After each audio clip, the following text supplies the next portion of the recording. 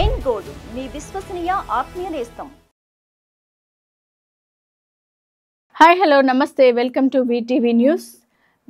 మీకు కూడా ఇలాంటి లేటెస్ట్ అప్డేట్స్ అని వెంటనే కావాలి అనుకుంటే ఖచ్చితంగా మా వీటీవీని సబ్స్క్రైబ్ చేయండి. బెల్ ఐకాన్ ప్రెస్ చేసినట్లయితే మీకు నోటిఫికేషన్స్ వస్తాయి. వెంటనే మేము చెప్పే న్యూస్ అన్నిటిని చూడడానికి అవకాశం ఉంటుంది కాబట్టి ఖచ్చితంగా సబ్స్క్రైబ్ చేయడం మాత్రం మర్చిపోకండి. తెలంగాణను bio designs, life sciences, medical టెక్నాలజీలకు కేంద్రంగా మార్చడమే లక్ష్యమని ముఖ్యమంత్రి రేవంత్ రెడ్డి అన్నారు.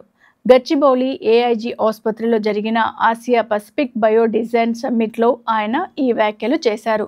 2047 నాటికి తెలంగాణను దేశంలో ఒక ముఖ్యమైన ఆర్థిక శక్తిగా చేయాలనే లక్ష్యంతో తెలంగాణ రైజింగ్ 2047 నినాదంతో ముందుకు వెళ్తున్నట్లు సీఎం తెలిపారు. హైదరాబాద్ ఇప్పటికే మ్యానుఫ్యాక్చరింగ్, మెడికల్ రీసెర్చ్ రంగాల్లో కేంద్రంగా ఎదుగుతోందని, ఇప్పుడు బయో డిజైన్ విధానం ద్వారా క్లినికల్ అవసరాలను తీర్చే పరికరాలు, డిజిటల్ హెల్త్ సొల్యూషన్స్, అలాగే శస్త్రచికిత్స పరికరాలు అభివృద్ధి చేయగలుగుతున్నామని ఆయన అన్నారు.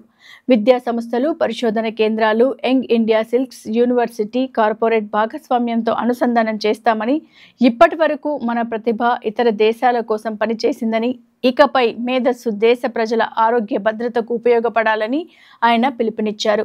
తెలంగాణ లైఫ్ సైన్సెస్ రంగంలో జాతీయ స్థాయిలో గుర్తింపు సాధించిందని, ముఖ్యంగా diagnostics, imaging, implant technology, surgical equipments, digital health రంగాల్లో భారీ పెట్టుబడులు వచ్చాయని వివరించారు.